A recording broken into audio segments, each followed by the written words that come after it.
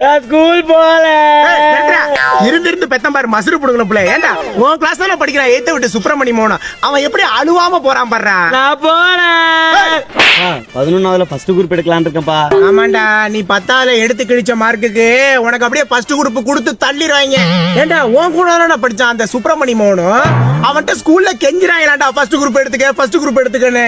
அப்பா 12th முடிச்சிட்டப்பா, engineering படிக்கலாம்னு இருக்கேன்ப்பா. ஆமா, இவர் அப்படியே ஸ்டேட் ஃபர்ஸ்ட் எடுத்து கிழிச்சு அள்ளிட்டாரு, இன்ஜினியரிங் சேர போறாராம். ஏண்டா அந்த சுப்பிரமணி மோகன் எடுத்த மார்க்குக்கெல்லாம் இன்ஜினியரிங் காலேஜ் வந்து சேர சொல்லி கெஞ்சிராங்களாண்டா. இந்தாங்கப்பா என்னோட ஃபர்ஸ்ட் மாச சம்பளம் 20,000 ரூபாய். 20,000 ரூபாயா?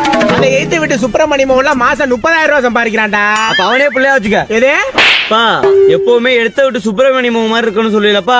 என்ன மாதிரியாடா அவன் தங்கமான புள்ளடா. அவன் பொண்டாட்டி பேச்ச கேட்டுக்கிட்டு அவன் அப்பாவே அம்மாவே முதியோர் இல்லத்துல சேர்த்துட்டானா. உனக்கு எப்படி வசதி? அவன் கிடக்குறான் மயிறு. என் புள்ள தங்கமான பிள்ளையாச்சே.